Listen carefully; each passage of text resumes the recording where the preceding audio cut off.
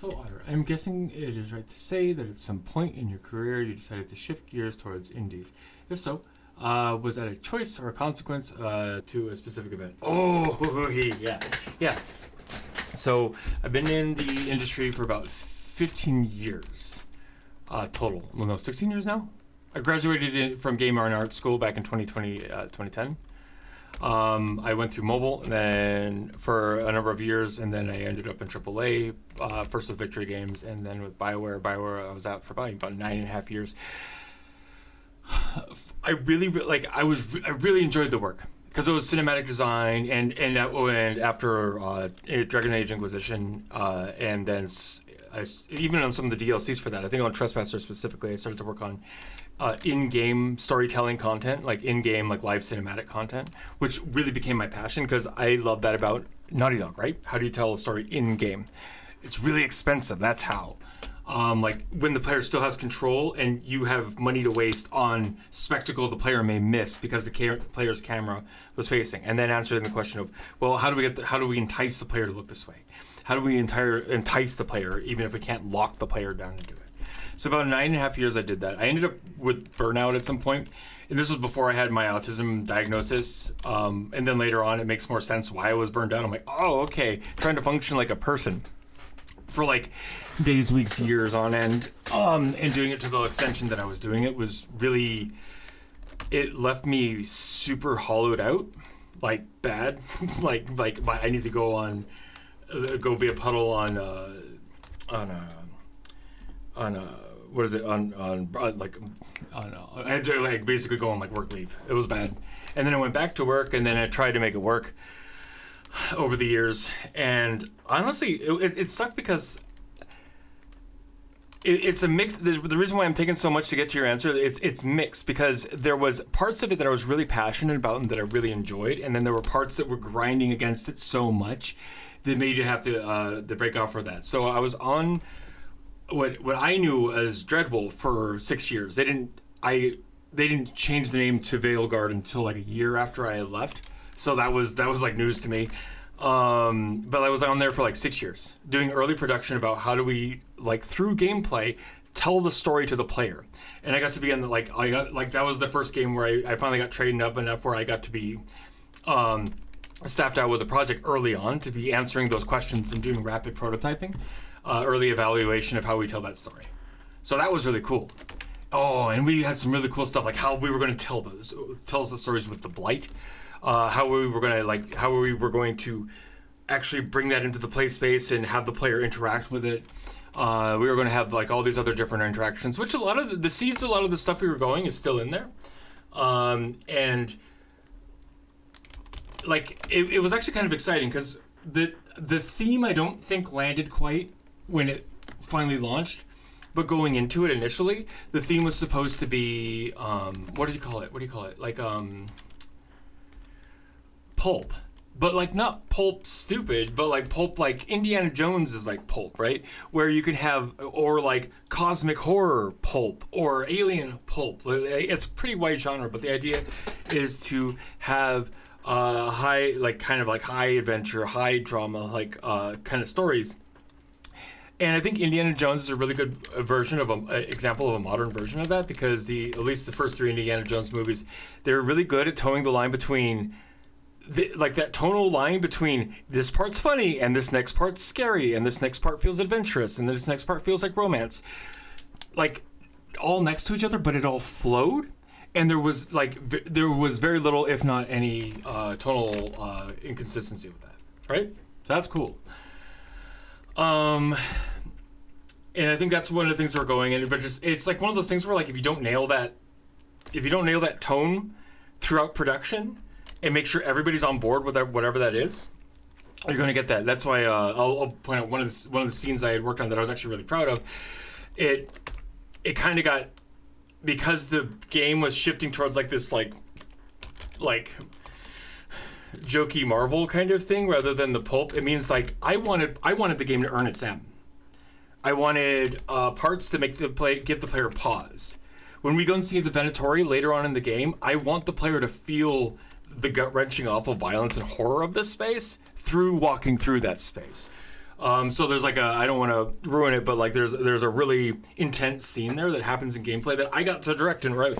But when I was working on it, I was like letting people know, it's like, hey, just to let you know, writing everybody else, you need to nail the ins and outs of this thread, otherwise it's going to not feel good. And then it got released later. I'm like, oh, okay. Because they released it, and then they were like, the part happens, and I'm like, there's not enough to bring you into that kind of tone and then to pull you out for that tone the way the Indiana Jones would. That takes more planning. That's not the reason that I left, but it was just going through turmoil since 2020. Creatively, and I think, like, we had a big exodus of a lot of different people left. That's when Mark Darrow left. That's when Matt Goldman left. That's when Casey Hudson left. And then we work from home, which I think is just the death knell for any sort of rapid creation at a company like that. And for me personally, I was just watching. It was either people that were like, a company is just a name. What really matters is the grouping of the people you have underneath that name. That's what matters. So over time, a company can have the same name, but the team underneath it was greatly shifted out. When I joined in initially under Inquisition, they weren't hiring like crazy at that point. So like I got a chance to really learn from a lot of the vets because there wasn't that many that big of an influx. Oh, 100. Yeah. So like that's why the cool part is like I didn't get to work on the original Match trilogy, but I got to work with a lot of people who did. So a lot of things I got to pick up later was from them. So that was cool. But like you start changing out the ship of Theseus, right? You start changing out the parts. People were leaving to go to other companies. They were having a bunch of layoffs that were just happening all over the place, and they were like laying off people that were like, "Why are you laying off this person? This is like one of the really good people we have."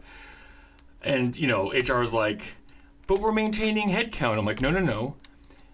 You're like laying off senior devs or letting them leave and hiring on juniors, which good. Juniors are good. Juniors need to learn. Juniors need to fix, but you're not maintaining headcount. You're not maintaining the knowledge base and the tribal knowledge underneath that."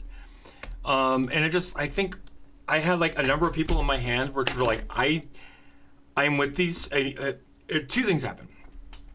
One was I can't work spatially. I need to work spatially. I need to be in the same space with other people. For my brain, the way my brain works, it could usually filter information really quickly. Every day, every morning, I walk in. Hey, audio, what are you up to today? Hey, programming, what are you up to today? Or VFX. Oh, I saw you got a really cool effects. That overlaps with one of the things we're doing on our end. Can we get some overlap here? That'd be great. And once we went to work online, I felt like I was working on Mars. We were so far away and so separated from everybody that I couldn't really make that work. It's like the way my brain held onto information based on where it happened in the building and what time of day.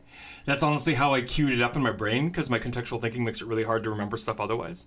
So when it just turned into Slack conversations everywhere, that became difficult, and that started to grind against me immediately as we went from home. And I had the most difficult time trying to explain to anybody why I was having difficulty. And I know a couple other people there felt the same way as me. Maybe some other people that had ADHD, a few other people that had autism that kind of like study and receive information like I do were like the ones calling it out. But for the most part, nobody was.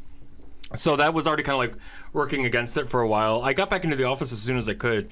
But the thing that killed it at the end was like, I had like on my hand, like I had like, okay, if these people are gone, I'm gone. Because like this is no longer who I want, the company I want to work for anymore. This is no longer that. This is so interesting learning about the industry. Thank you for sharing. Yeah, absolutely. Yeah. Like I try not to talk about these too much off the cuff, so that you all know me. Like it's.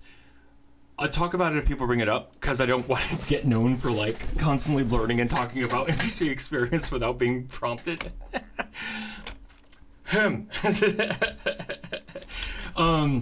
So like when they were gone, and there was just a bunch of other stuff, I was really in misalignment with what the new leads came in that were leading the company were trying to do. I'm not going to like name names or something, but like everything was grinding against in the wrong way, and I was just kind of getting to the point where like I think it's time for me to leave. So, and then around that time, is when I got my autism diagnosis and my ADHD diagnosis. ADHD first, then a few months later, I got my autism diagnosis. So I switched to spending a whole year at home. No, like that's when I went to work from home. That's when I started Automate Games.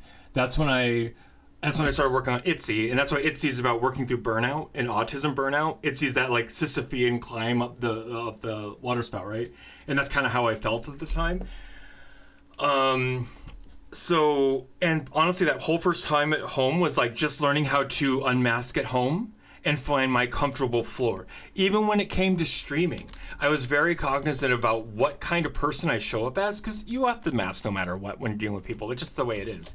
Like mask, but I had more agency in that choice now of how much I want to show up. So the way the way you see me show up in streams is what I have to give, right? Because I wanted streaming game dev at this point to be something I could do on the long haul, but I knew that if I was trying to show up as somebody that I couldn't every day, so that was actually really good for me to help find out what my emotional base was, my social base was.